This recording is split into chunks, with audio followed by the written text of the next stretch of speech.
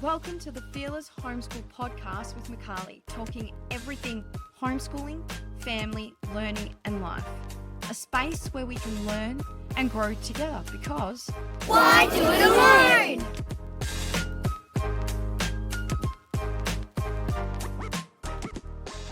Welcome to part 2 of my chat with my mate Krystel Watt from Engaging Minds. In this episode, Krystel shares how even though her kids never went to school, she had to let go of that school mindset. She also opens up about how her experience with her eldest has helped her feel more relaxed with her younger children. Let's get into it. So you kind of spoke about it actually anyway, but obviously having lots of babies, you had to evolve in those seasons of life for your own needs. What else has the 4 days a week is something that's I'm assuming has evolved so that you fit into life. What are some other tips of where you started?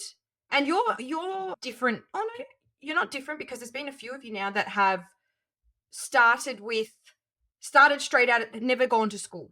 So obviously I feel like that has a different impact on people coming out of school and the mindset, right? But what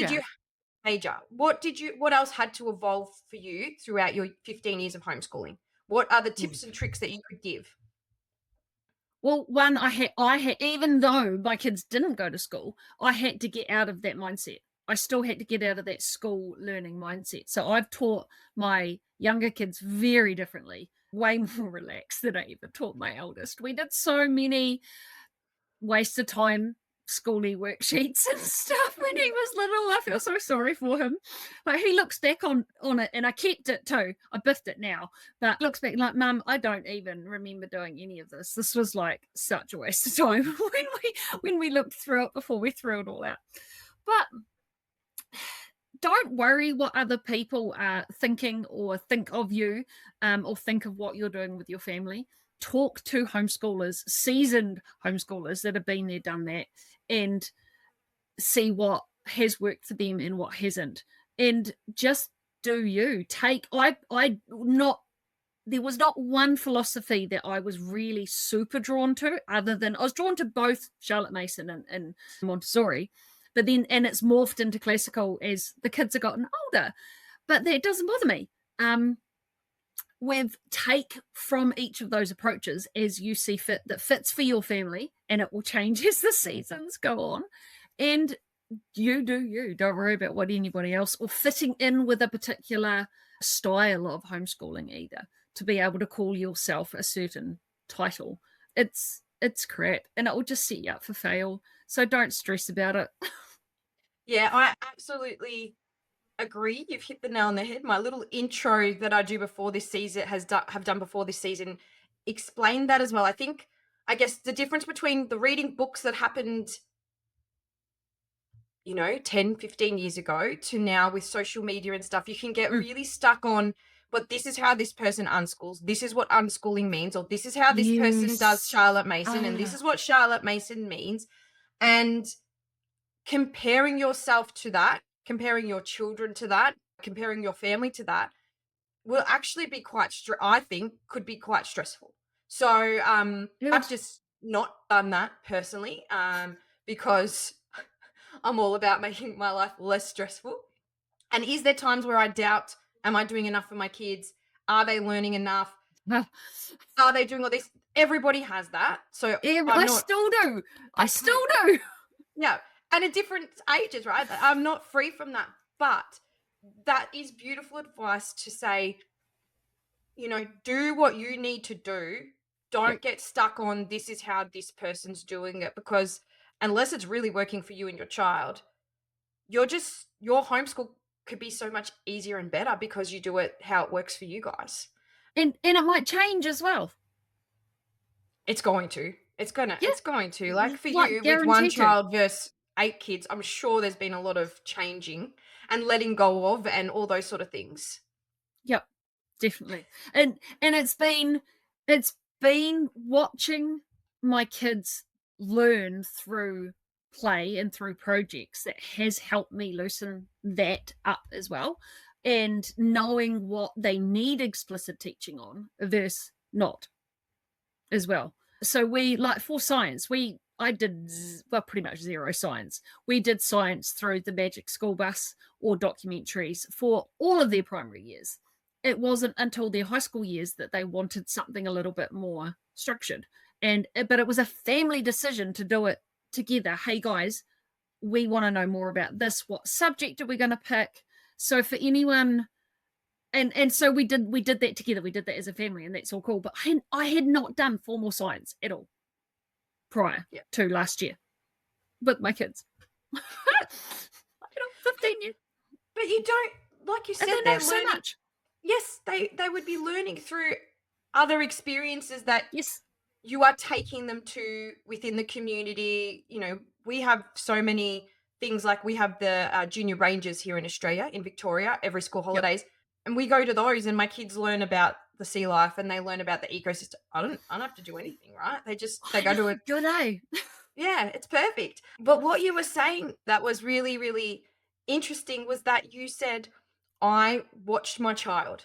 So they were learning through this and they were learning through that. And then I watched each child and worked out explicitly what they needed. What was the explicit teaching they were using, right?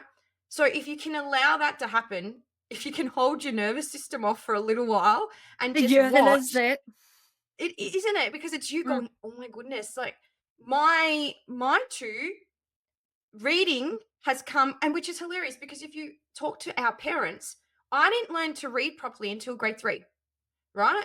My husband didn't learn to read properly until grade 3. It came together and then both of us were reading novels. And so I've heard straight after so that, like I went into Jane Austen. I went from nothing to Jane Austen. Whoa! I know. That's awesome. And I would sit there so nervous about that with my kids. Like, they've come through the other end. One has, the other one's still working through that. So it doesn't have to be, you know, just watch them and understand. And the interest that now is being shown by our second to learn to read well now, like the basics are there, to learn to read well, we're flying through it. And he'll learn. Go. I was just going to say, I've got a good story about learning to read with a couple of mine. So when I have used a program, I've used different ones over the years, but I have used a program to teach my kids to read because I knew that it was one of those things I knew that was important, right? Yep. But I had a very stubborn, my John was very stubborn. And he was only little, he's very intelligent. But when I was teaching his older brother to read, there's 18 months difference between these two. I was teaching his older brother to read.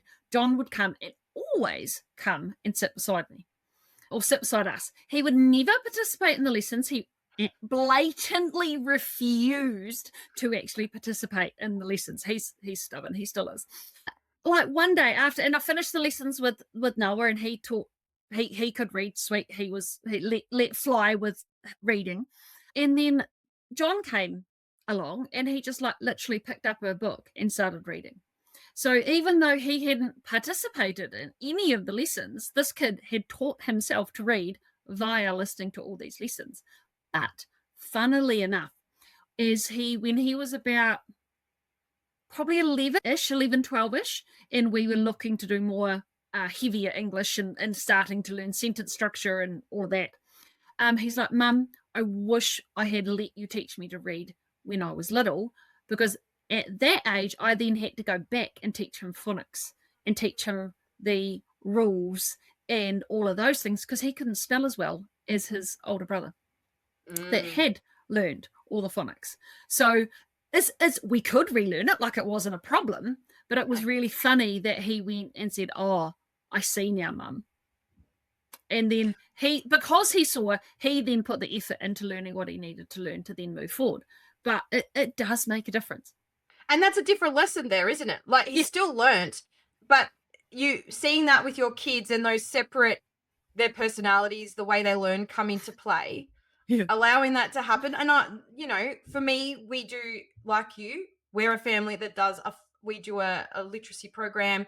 We had to put it aside for a bit because he wasn't engaging. He wasn't ready. He knew enough basics to get through, but he wasn't ready for that next step. And now we're starting again and we're flying through it because he's cognitively there. So it's not that we don't use a program, but we also know when to pause and start. And and feel a kid, because you can keep pounding through it. They won't learn. And they won't learn. They won't. They won't. No. So even if you are doing curriculum based, even if you're doing academic, that doesn't mean that you have to be really strict. Obviously, you get through it, but there are going to be pauses naturally in it. Definitely. We had the same headbutting with maths with my oldest son. There were 3 weeks on the same lesson, and this kid could just not pick it up. Like he was just looking at me with this blank look on his face, and I've taught 3 different ways to do it, and would watch the videos, and he was still stuck. And I went, dude, I'm not doing this. And I had recently read that the brain, boys' brains especially, just sometimes aren't developed enough to understand concepts. So I'm like, right, we're putting this maths away. And we put it down. It was hard to put the curriculum away, especially with my eldest. Doing a heartbeat now. But with my eldest, it was a hard thing to do. But we put the curriculum away and we played games. We played games for 6 months just to reinforce all the previous learning. We played dice games, board games, and he learned so much through play. I think he learned so much because of the previous learning. But it was reinforcement. It was the reinforcement of the learning that he had already done, which is super important to also do. And he could apply it to real life as well, like adding things up quicker than mum, or making sure he'd beaten me in a certain game. He liked doing that. But anyway, when we picked up the curriculum 6 months later, he flew through it. Yeah. He just absolutely flew through it, and he hadn't learned anything extra at all. Yeah. I hadn't taught him it. It's just his brain was developmentally ready for it. Yep. So don't be afraid to put the curriculum down, whether it be a month, whether it be 3 months, whether it be 6 months. Yeah. We're resting. We're doing exactly the same as that for actually maths as well. For our eldest, it had been just too much, and we knew we needed to take, and it worked really well Christmas, summer, but we were like, we're going to take a decent break, just get refreshed. We still play games. We're still doing mental maths because we've got a lot of money to spend after Christmas, and nice. All those sort of things, because we're that age where people are giving us money and vouchers instead of specific. And we have our birthday. We have our birthday around Christmas too. So there's a, but we're doing maths. We're just we've taken a foot off the explicit maths for a little bit. Like, yes. And you don't can be afraid. It's so good. We're all happier. Yeah. Yeah. And when you pick it up again, I bet you it will be easy. And if it's not, take a little bit more of a break. Because there is that, I think as well, depending on where your kids are at, there is that, they're really moving through this. We can get through this. We can get this done, and it can be off our plate. But that doesn't mean they're cognitively ready for that as well. So you've got to play that. Teen years, you've sort of spoken about well-trained, but were there any other things? Obviously, we have the team summit coming up throughout this year. Were there any, and it's a place where a lot of parents, I think, freak out a bit again. Like, they go back to feeling like they haven't homeschooled. Were there any things in that teen years that you found were changes, that you had to implement or evolve? It was actually getting family off my back, which sounds really terrible. I'm sorry, family, if you're listening. But they were the ones that were worried. But because I had seen how my kids learned through much just through life, I wasn't. I also knew that they could learn it if they needed it. So I looked at what, I'll take my eldest, I looked at what he wanted to do. We actually initially, when he first was, so we're years, so it's our year 9, which I think is your grade 8. I can't remember how Aussie works, but he was 13 essentially. So first year of high school, and we went hard. We went with a curriculum provider to get a certificate and all the rest of it. And academically, we were burnt out within like 7 months of doing this program. It was academically too high. And I said to him, look, either we could go hard and we could do this and you could get your qualification certificate at the end of it, but that's like 5 years of hard slog academically, or we could nail it, like dial it way back and actually enjoy the next 5 years. And you don't get a certificate to get into uni necessarily, but you've enjoyed the last 5 years of your high school. And that's the route we actually took. But it took that experience of going hard academically to realize we didn't want that as a family. It was just too much. It was too much for him, too much for me. And he's ended up in trades. He's a builder, so he didn't need that qualification. He didn't need that high academic stuff. Funnily enough, when he was when in the first 3 weeks of him getting a building apprenticeship, he came home and said, "Mum, I need to know trigonometry." We had done none. We just hadn't reached that level of math yet. And I'm like, "Sweet as dude, go find the book." And I told him, luckily he's had a curriculum provider as a mother. And I'm like, "Just grab it off the shelf." I told him what one to get. And he got a year 9 book. So it was well above his academic level, but it was a year 9 book. And he just studied the chapters of trig within that math book. And he read it himself. He did he said, "Oh, this is easy, Mum. Sweet, I got this." And it took him 3 weeks to do a year's worth of trigonometry study. And that was it. He knew what he needed to know for his apprenticeship. So when your kids are motivated to learn, they'll learn no matter what age. And if the high academics isn't working for you, it doesn't mean you have to keep slogging on. He does wish he had tried harder in high school now. At 19, he's like, "Oh, yeah, I probably could have done a bit harder in those years, Mum." But he's now he's going to pick up a geometry maths book now because he now wants to learn geometry at 19. And he knows he can. And he knows he needs to play catch up because he didn't want to put the effort in when he was younger. But what's so cool in that is that the way you ran the homeschool, or the way he homeschooled, was he has so much confidence that he can learn it. Yes. I can learn it. Not I that can learn this, Mum. I've come out of school and I had to have learnt everything and someone spoon-fed me, so have I learnt how to research? Have I learnt how to do this? Have I learnt how to self-motivate? Like you said, he wasn't motivated, but he obviously did enough to know how to self-motivate himself to get through a curriculum in 3 weeks. Yes. Yeah, and that's what I made sure. So I made sure the learning for high school for him was still fun, and that he got to enough of a level that he could function as a good adult, and that he could learn later on. Well, you want your teens to function in the adult world. That's really the Absolutely. ideal goal, isn't it? And to be honest with you, trigonometry is one of those things, as a maths teacher, is that specifically you need that for specific stuff, right? Whereas you would probably spend more time ensuring they understand their money maths, their business maths, because everybody's going to need to know that. But he's learnt through that he can pick up trigonometry and learn it when he needs it. Exactly. Yep. And that's the conclusion we came to when we were dropping the high academics. I said, "Dude, I have not used any of my high school level math as an adult. Like, I really haven't.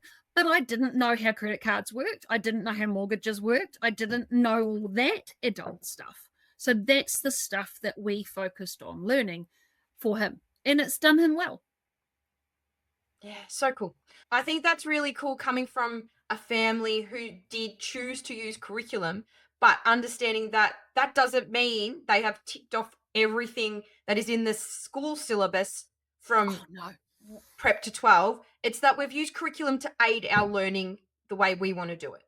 100%. Yep. Yeah. 100%. Awesome. Okay.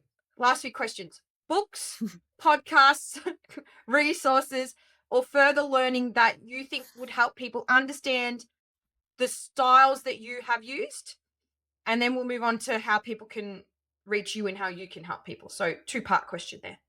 No worries. Okay. So I did actually write this down and did some prep stuff. And I can send it through to you to put in the podcast notes if that's helpful. Thank you. That'd be fantastic. For curriculum now, that is us, obviously, I have to say. So perfect. my husband and I ended up buying a business, Engaging Minds, about 8 years ago now. So we actually sell a lot of curriculum and we support families to find the right fit of curriculum for families. So I have to say us for curriculum choices. Perfect. But for helping choose a curriculum, I still use Kathy Duffy to this day. So she is an old lady now. I actually have no idea who runs her website now, but her website is got like any curriculum that you can source is on there, and she's reviewed it. Now, she doesn't get paid for these reviews, but the reviews are super, super thorough, and they're helpful, and they've got all the links that you need to do them. And she will often categorize curriculum that fits in with what style. So if you do happen to have a style that you're leaning towards, you can filter search curriculums that fit that style on that website. So Cool. I adore Kathy Duffy. And podcast for helping with homeschooling and learning. I've got to point everyone towards Fearless Homeschool, obviously, because I just love what you do. But a specific blog that I personally listen to, I listen to a lot of IEW. So that's Institute in Excellence in Writing. It happens to be the English curriculum that I use for my family. But I love Andrew Purawa. I find him hilariously funny. He's got a podcast and he's got a blog and he's on socials. So I really enjoy listening to him. I listen to a lot of their podcasts. I've got a lot of just general homeschool advice, but how to teach writing and English advice off them. Sarah McKenzie from the Read Out Loud Revival. I absolutely adore. You know her? She's absolutely fantastic. So if you want to know read out louds, you want to know what read out louds to get to your kids, go visit her. She is just the queen of read out louds. Learning, when it comes to math and teaching, I listen to a lot of, I've started listening to the Demi Learning Show. So that is the Matthew C products, and they do lots of other cool, amazing curriculum as well. So we're a supplier for them. They talk about homeschooling in general, and they talk about how to teach math, and they talk about how to integrate math into life and all those things. So it's not just about their curriculum. Their show talks about a whole case of cool stuff. And for reading, I have got All About Learning. I love their blog. If you haven't come across All About Learning, I know that is one of Makali's favorite reading and spelling programs, but their blog itself is amazing. So if you want to know how to teach your kid to read, that there's so much free information on that place. Yeah. And no, that's awesome. And but I just want people to obviously be able to, through this podcast, all the links, research, find their groove. So that's awesome, because everybody's talking about different things, which is beautiful. There's a lot out there to understand, again, that everybody's doing it differently. Even if they're doing the same style, they're taking inspiration from different people that fit their family. Yes, but 100%. Yes. But the All About Learning, I'm on their email list as well, and just which then connects you to their blog, basically. But they talk about, in Australia, we're very lucky. We have some local organizations that help you with understanding dyslexia and all these type of disorders, but they have heaps on that as well. So if you're looking for something international, trying to understand your kid those type of things, jump on there and just have a read. And I have always come from, as a teacher, a lot of the time, especially with these type of explicit learning, like language, all that, if you're doing it for a child, best practice for every kid is usually best practice so for dyslexia, that the explicit understanding of having to read and write. Usually if your kid's struggling but they're not dyslexic, that's probably the best practice for them too, because the way that they've held that out is for you as a parent to be as explicit as you can with a child that is really not understanding or struggling, if you know that they're ready. Because sometimes they're ready and they're willing, but they are still struggling. And that's where you can step in and support them with these stuff. So All About Learning, their blog is very much like that for you. I love their program. I use their program. I've done a thing on their program. I buy their program through Engaging Minds because they are very reasonable, and we can't get that directly from America anymore. So shipping. Yeah, they've stopped shipping. So that is just, for me, that's my tick. It's pretty fun. It's my tick that I just have to follow it. And I know my kids are understanding spelling, because for one of them, they did need that explicitness. And some kids do, some kids don't. Sorry. Exactly right. Yep. See, we've never done spelling, ever. I've never used a spelling program with any of my kids, and they can all spell, but they are avid readers. Yes. Avid readers. Yep. So it does make a big difference. It does. And lastly, you mentioned it, but how can people reach out to you? We will have the links within the podcast. You will be seeing Krystel in my summits, in the memberships. There's a lot there. I'm really hoping that she can help support us in the membership when we're thinking about curriculum. But where can you find Krystel as Engaging Minds? Okay, so engagingminds.co.nz is our website, and I am on Facebook mainly, and I'm trying to do my best to get on Instagram, but I'm not the best at that. And email us on info@engagingminds.co.nz is the best way to get hold of us. So we are branching out into, we do support New Zealand, and we are branching out into Australia as well. So I'm learning all about what Australians need, but the curriculum's the same. It doesn't change. So and if you check out their website, they do pre-orders, which is really cool too. So if something's not in stock, they're pre-ordering it, which is what we did. So our stuff's coming very soon, and we get to play with all the new stuff ready for you, whether it is in a term or part of the year. So you can be doing that with them as well. Yeah, we order 4 times a year, well, more than that generally, but so it was coming within the next term. We've always got stock coming now. So if we're out, and just reach out to us. So we pride ourselves in knowing the curriculums we sell. So this is where Chris and I are getting really fantastic at being able to pair the right curriculum with the family, because it fits. Different curriculums suit different families for different situations. So that's where we want to step in and help you make the choice easier, because there's so many curriculums out there. And even if it's a curriculum that I know of that we don't sell, we will send you that way. So we're not, you only have to buy our curriculum. I just want to help support families with what they need for them. Perfect. And on that note, I would like to thank you, Krystel, for joining us. Check her out at the summits.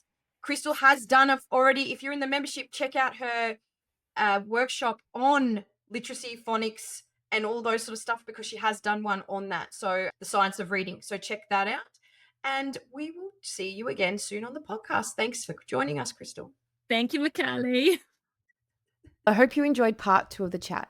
It's so reassuring to hear from Krystel that our kids will continue to be lifelong learners, picking up more complex concepts quickly and purposefully as they enter their late teens and adulthood when needed. It is a great reminder that we just can't impart all the wisdom someone will require for their lifetime in their first 18 years, but instead our role is to lay solid foundations and equip them with the skills and understanding of how to learn. You can connect with Krystel and her husband Chris through Engaging Minds New Zealand on Facebook, Instagram, YouTube, or their website.